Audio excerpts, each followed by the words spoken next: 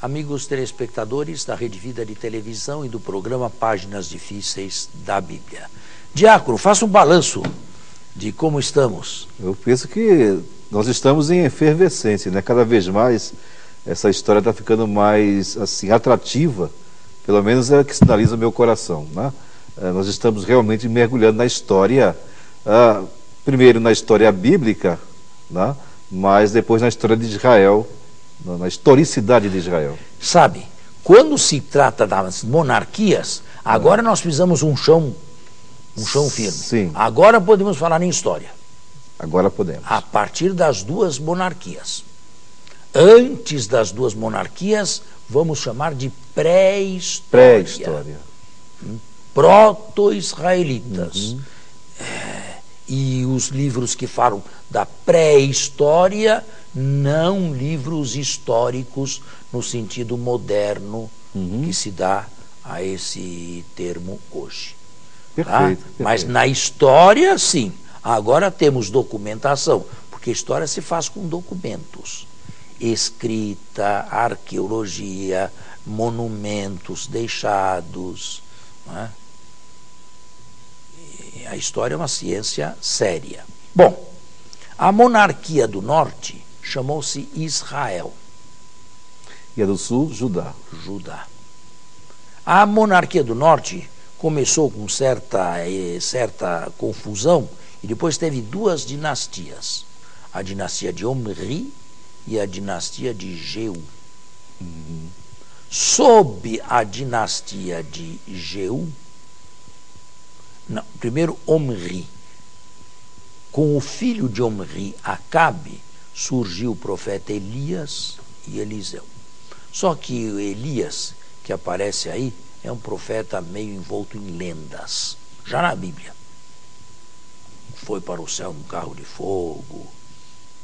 É um profeta já envolto em lendas bíblicas.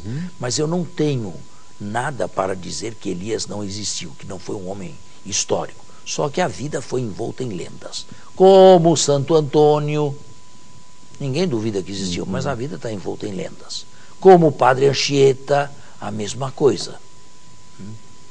O que se deu com Elias. Porém, de Elias, embora o profeta por excelência, não temos nada, absolutamente nada por escrito. De Eliseu temos? E a mesma coisa com relação a Eliseu. Ambos da época da primeira dinastia de Omri.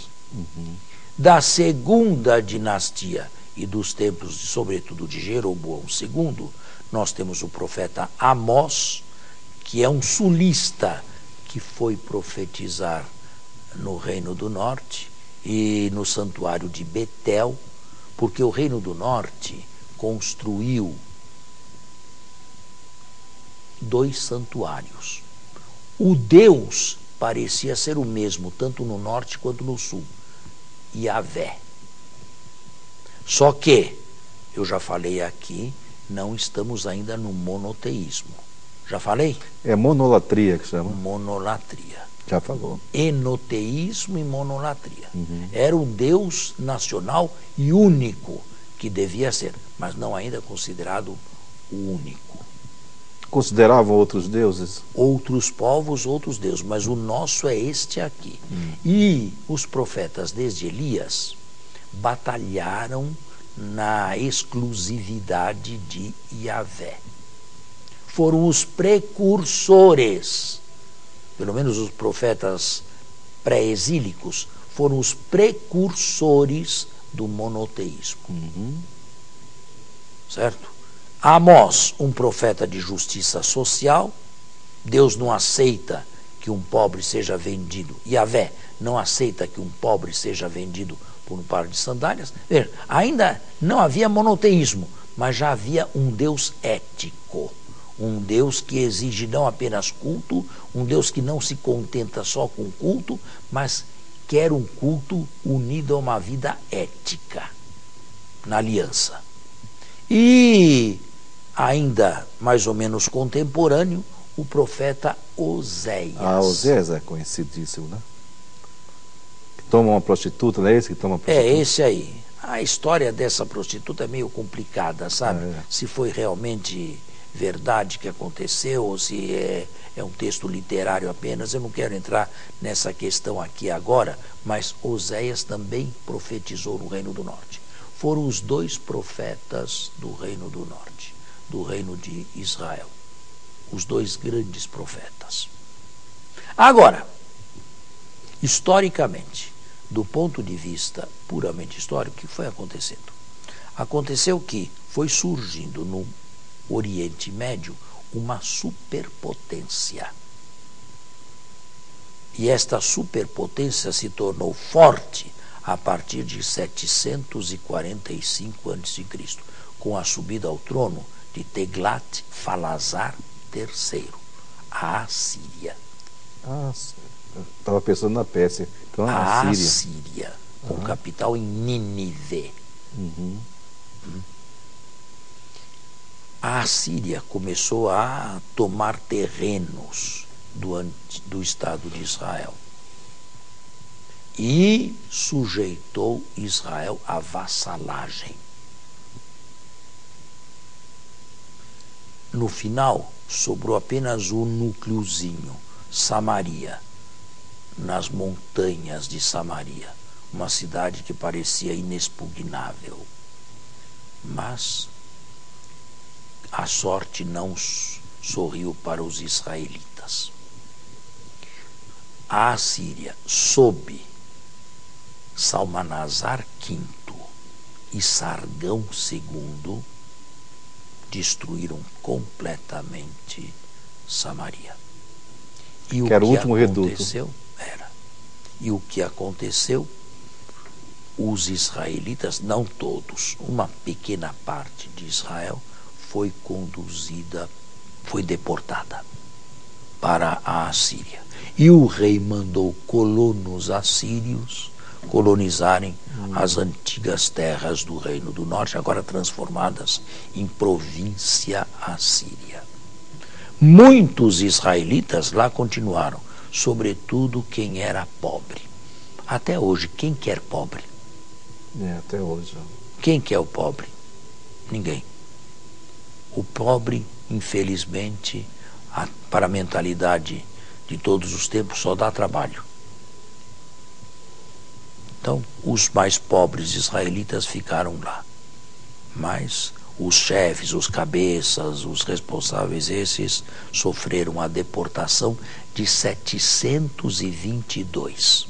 Guarde bem esta data. 722. Foi a destruição de Samaria e o fim do próspero Reino do Norte, o Reino de Israel.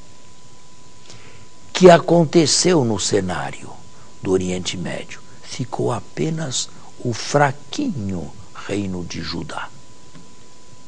Bem fraquinho. Tão fraquinho porque demorou tanto a cair, né? Mas sujeito ele também a partir de Acás à vassalagem. A vassalagem assíria. A Assíria, durante 130 anos, dominou toda a política do Oriente Médio, até ser destruída em 611 por Babilônia. Dominou toda a política. Israel acabou e Judá ficou, não acabou, mas ficou vassalo a partir do rei Acás. Todos os reis de Judá eram descendentes de Davi. Agora, quem era Davi? O iniciador da monarquia do sul. Sabe, o livro das crônicas, bem tardio, faz dele um monge beneditino quase, que canta salmos o dia inteiro, ao som da lira ou da harpa. Sim, mas pastor de ovelhas e... Nada de verdadeiro forte, nesse dominava retrato. leões. Davi era, a ascensão de Davi aí mostra bem, um mafioso. Sabe? Aonde é? No livro dos reis? Ou... no livro de Samuel. Samuel. A partir do capítulo 16 do primeiro de Samuel, Davi é um mafioso. Se é. Leia aí. A Bíblia não esconde nada, não. Era um verdadeiro mafioso. Bom, para aquela época, julgamos o Davi daquela época, não com os óculos de hoje, não é? Esse se tornou rei de Judá. Esse se impôs no pequeno domínio da tribo de Judá e de Benjamim. Esse deixou sucessores.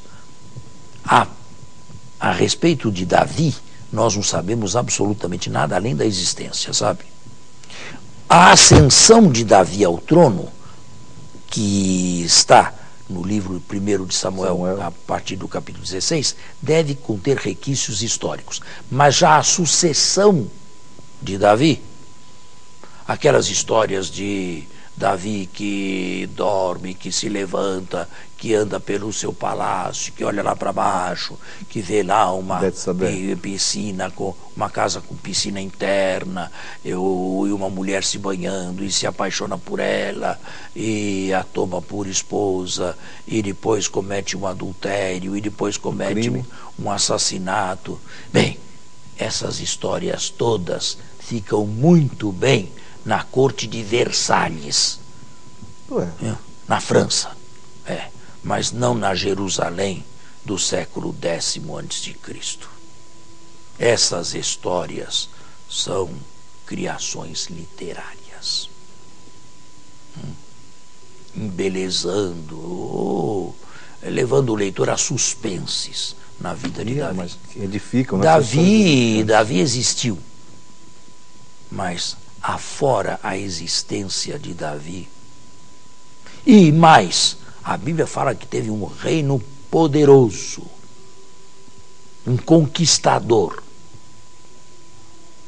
A arqueologia não sufraga absolutamente nada. Temos que fazer um intervalo. Poxa, voltamos.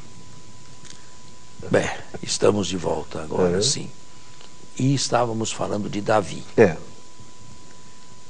O que nós podemos dizer é que o grande reino e as grandes conquistas de Davi são mais textos folclóricos. Ou, se preferir, de propaganda. Só que são bíblicos. E eu já falei aqui que Deus se serve de todos os gêneros literários. Só os que não se casam com a sua santidade. Mas um gênero folclórico, perfeitamente. Esse grande reino de Davi nunca existiu na realidade. Davi foi rei, sim, mas rei de um punhadinho de gente. Rei de 5.000 pessoas. Devia ser o reinado devia ser toda a população de Judá. 5, 6 mil pessoas. Mas é interessante. Esparramados ali, beduínos. Algo que eu quero observar. O mesmo texto que fala desse Davi grande, vencedor, fala também da queda de Davi, né? Do pecado de Davi, que é tão para nós tão... Fala. Não as esconde, duas coisas, né? As duas coisas são folclóricas. Sabe? Não dá para se certificar de nada disso aqui, porque os textos são tardios. Os textos, não se esqueça, esses textos que falam de Davi são textos deuteronomistas e estão longe de Davi pela beleza de 300 ou 400 anos. Que se podia saber de Davi 300, 400 anos depois da morte dele.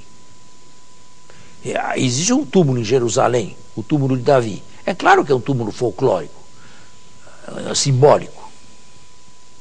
Jerusalém foi destruída 21 vezes ao longo da sua história. A cidade da paz, Jerusalém, foi destruída 21 vezes.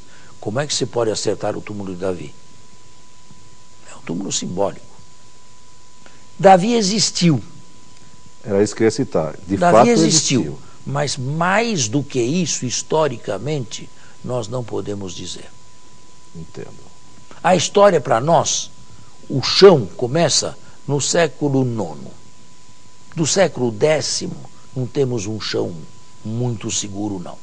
E Davi se colocaria no século X, juntamente com Salomão. A história se põe a partir dos anos 800, aí temos um chão mais seguro. para a história. Não havia escrita. E a fonte da história é escrita. Se houvesse escrita, nós teríamos algum monumento com alguma palavra. Não havia nada em Israel. Nós não podemos dizer que Israel conhecesse a escrita antes do final do século VIII e durante o século VII. A partir daí, sim, mas antes não. Davi devia ser analfabeto. Davi nunca compôs salmo nenhum. Ele é o autor idealizado do livro dos Salmos. Mas os salmos são tardios. São composições do segundo templo, do judaísmo do segundo templo, o inário do segundo templo. Convinha que se atribuísse a ele. Convinha. Para poder ganhar assim como a sabedoria foi atribuída a Salomão. Salomão também reinou, nunca foi um conquistador. E essa sabedoria de Salomão, o rei dos reis, riquíssimo, tudo isso aí é folclore.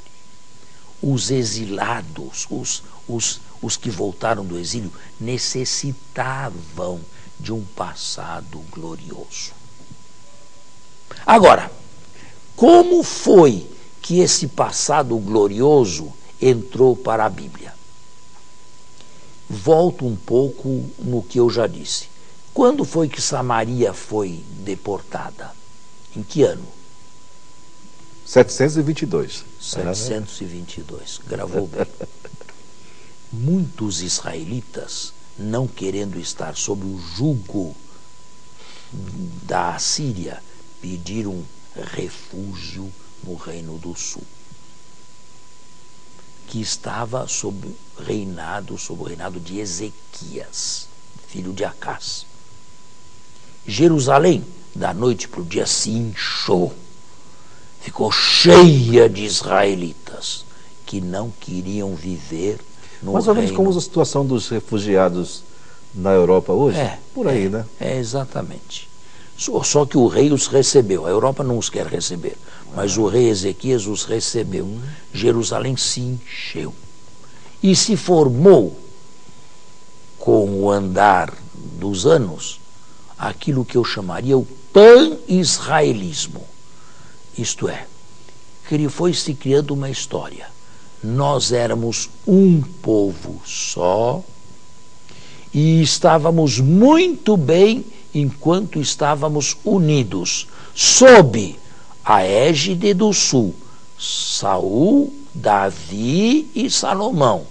E então se construiu, a partir daí, 680, 650, uma espécie de idade de ouro no passado. Sob Davi e Salomão, sobretudo esses dois, estivemos unidos. E enquanto estávamos unidos, éramos fortes. É bem a ideologia bíblica. Quando se separaram, quando vocês se separaram, a história deu no que deu. Houve um tempo de prosperidade, sim, por lá, mas tudo terminou em desastre, e desastre absoluto em 722. Tivessem ficado conosco, não teria acontecido isto. Entendi. Se entende? O pan-israelismo foi criado no reinado de Ezequias, do Reino do Sul. E aí se entende que a Bíblia fale de uma monarquia só, sobre Davi e Salomão, e depois da separação, e os autores são todos do Sul, condenam a separação. Todos os reis do norte de Israel foram ímpios e pecadores. Porque quem escreve a história do Reino do Norte é sulista. E escreveu a história do Reino do Norte depois que o Reino do Norte desapareceu. E relacionou o desastre de 722 com os pecados que eles cometeram. Quem faz isso não é um historiador. Um historiador não pode dizer que uma desgraça aconteceu por causa de um pecado. Como é que ele pode afirmar uma coisa dessa? Mas esses aqui não eram historiadores, eram teólogos da história. Então podiam dizer coisas que puros historiadores não dizem. A ótica é outra, né? De um e de outro. Pois é. Então, você percebe como foi que se criou a história de um reino unido, sob Davi e sob Salomão. Logo após Na a morte de verdade, Salomão, os dois estiveram sempre separados. Porém, e uma coisa agora deve ser dita neste nosso encontro de hoje. Quando Israel acabou, 22. 722. Quando acabou Israel, Judá, a sua irmã no sul, assumiu o nome de Israel. Israel deixou de ser um povo geográfico, um povo histórico, e o nome Israel não desapareceu, mudou de significado. Por isso faz algumas confusões. Passou a significar um nome religioso de Judá. E os judeus começaram a se dizer israelitas. Agora eu entendi.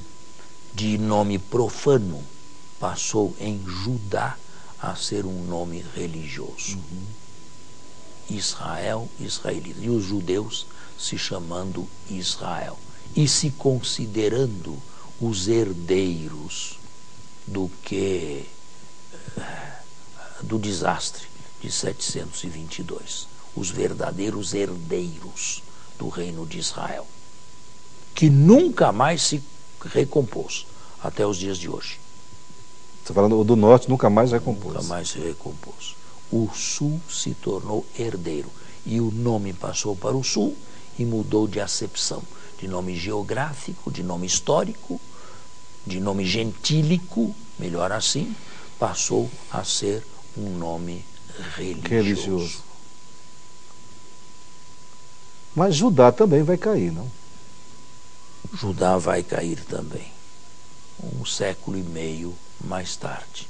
Mas agora acontece que primeiro caiu a Assíria. O grande dominador. Em 611, Nínive, que era a capital da Síria, foi destruída. Pelos foi persas? Não. Os babilônios. Pelos caldeus. Os babilônios. Os caldeus. Há um profeta que canta a destruição de Babilônia. É o profeta Naum, um sulista. Profeta menor, né? Tem um capítulo só. Ele canta, faz uma elegia sobre a destruição da Síria.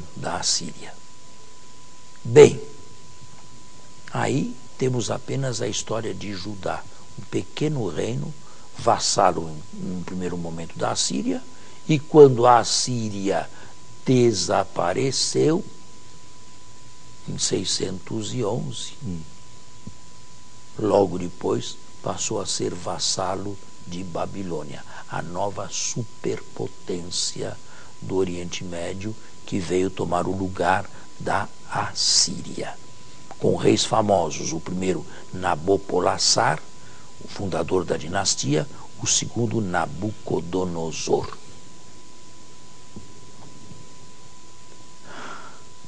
No ano 740, voltando um pouco atrás, 18 anos antes da destruição de Samaria, ano da morte do rei Osias em Judá, surgiu o profeta Isaías. Ele está aí no capítulo 6 de Isaías. No ano da morte do rei Osias, vi o Senhor. Nós precisamos terminar. Eu não vi o tempo passar, sinceramente. Bem, é bondade sua. Meu Deus. Mas, sabe, tudo isto aqui eu tenho que preparar muito, já lecionei muito sobre isto, a ponto de ter uma síntese, pelo menos uma síntese, na minha cabeça. E eu transmito isto com muita alegria aos telespectadores. E amem a palavra de Deus. Só que estão vendo que as relações entre a palavra de Deus e a história e a historiografia são mais complexas do que no passado se supunha. Agora nós estamos num chão mais seguro. as duas monarquias, mesmo para a Bíblia. Muito obrigado e até Muito obrigado. a próxima. Até o próximo sábado com a bênção e a graça de Deus.